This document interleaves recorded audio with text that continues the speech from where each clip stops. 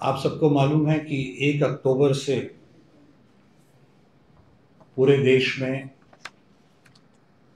महीने भर का एक साइबर अवेयरनेस प्रोग्राम चालू है।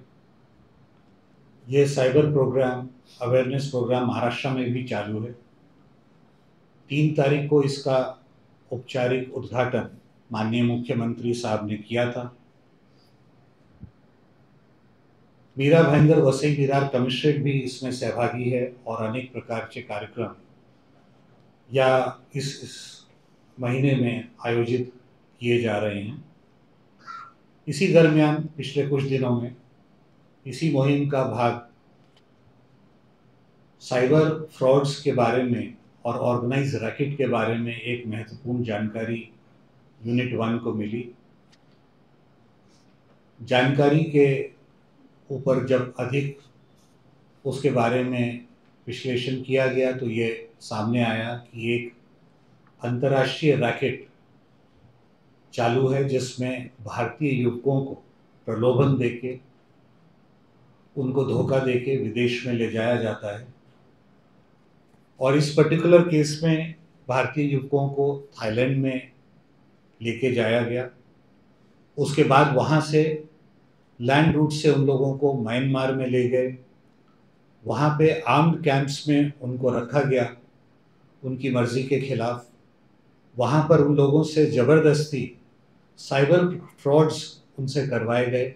अनेक प्रकार के विभिन्न साइबर फ्रॉड्स उन लोगों के जरिए करवाए गए, जैसे फेक प्रोफाइल्स तैयार करना, भारतीय लोगों को कांटेक्ट करना, उनकी पर्सनल इंफॉर्मेशन विश्वास उनका जमा करके उनके बारे में उनकी पर्सनल इंफॉर्मेशन निकालना।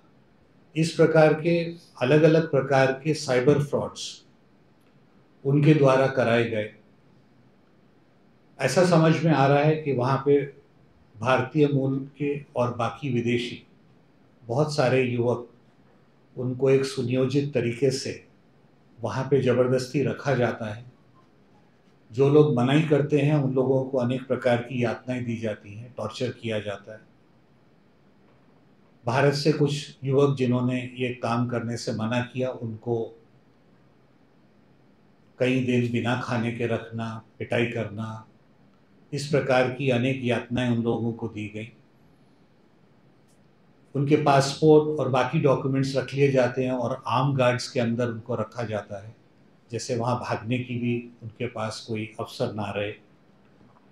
इस प्रकार का एक सुनियोजित अंतर्राष्ट्रीय रैकेट वहाँ पे चालू है, जहाँ पे अलग अलग देशों के युवकों को, जिसमें भारत के युवक भी हैं, उनको बुला के ज़बरदस्ती रखकर उनके द्वारा ये बड़ा साइबर फ्रॉड्स चलाया जा रहा है। इस पर इन्वेस्टिगेशन करते हुए अभी तक हम लोगों ने 2 लोगों को अरेस्ट किया है, जिसमें से एक मीरा भाईंदर और एक तेलंगाना राज्य का व्यक्ति है।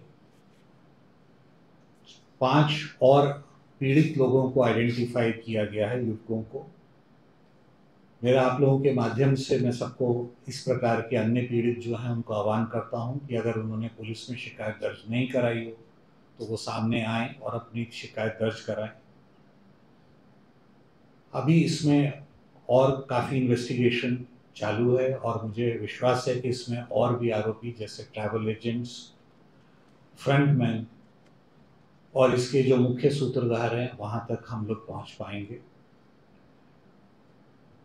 इस संपूर्ण रैकेट के पर्दाफाश से साइबर फ्रॉड्स में और उसमें कमी करने में हमें थोड़ी बहुत कामयाबी मिली है, ऐसी मैं अपेक्षा करता हूँ।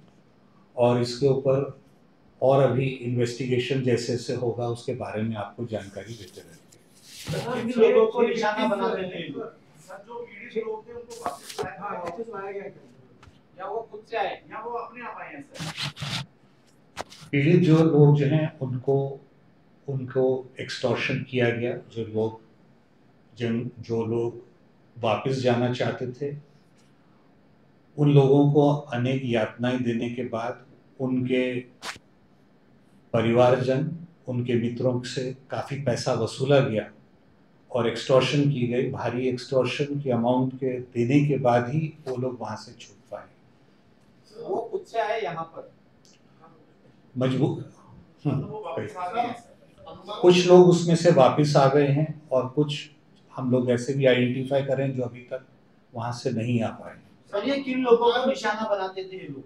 सर अम्मार और चिंटू जो है दोनों के परिवार में 12.65 लाख जो है वो दिया एक्यूज को, तो दोनों भी अलग अलग अकाउंट्स में पैसे मंगाए गए थे, तो जिनके अकाउंट में पैसे मंगाए गए थे क्या उनके ऊपर भी कोई कार्रवाई हुई? उनके ऊपर भी ये पूरा मनी ट्रेल किस तरह से जा रहा है और कहाँ तक जा रहा है और इसके पीछे कौन लोग हैं, इस पूरे मामले की जो है अब इन्वेस्टिगेशन की जा रही है। तो बैंकॉक से म्यांमार लगे और बीच में इतना स्ट्रिक्ट बॉर्डर है, then also they cross that border. और वहाँ पे किस तरह की सिक्योरिटी है और किस तरह से बॉर्डर क्रॉस किया जा रहा है, इसके बारे में मैं अभी कहीं कुछ ठोस जानकारी नहीं दे पाऊँगा, पर ये सुनियोजित तरीके से बॉर्डर क्रॉसिंग करी जा रही है और ह्यूमन ट्रैफिकिंग के जो इस तरह के केसेस आते हैं उसमें सब में जनरली बॉर्डर क्रॉसिंग की जाती है। सर इसका जो मेन सूत्रधार है क्या उसको आइडेंटिफाई किया गया है? हमारे पास नाम है, परंतु ये नाम अभी वेरीफाई कर रहे हैं। इस तरह का कई रैकेट्स वहाँ पे चल रहे हैं। ये एक गैंग के बारे में अभी तक हमें यहाँ पे मालूमात मिली है और अन्य कुछ और गैंग्स भी इस तरह से चल रहे हैं और जो गैंग लीडर हैं अभी तक हमारी जानकारी से वो विदेशी मूल के नागरिक हैं। सर क्या मैसेज देना चाहेंगे शहरवासियों को, कई भोले भाले लोग इनके जाल में फंस सकते हैं? मैसेज मेरा यही है और ये पूरे साइबर अवेयरनेस कार्यक्रम जो 1 महीने का है इसका भी मैसेज यही है कि इस प्रकार की कोई भी आपसे इस तरह की ऑफर्स देता है, प्रलोभन देता है आपको, तो उसके बारे में पूरी जानकारी लें, उसके बारे में पूरी तहकीकात करें और तभी इस प्रकार के ऑफर्स को एक्सेप्ट करें। सर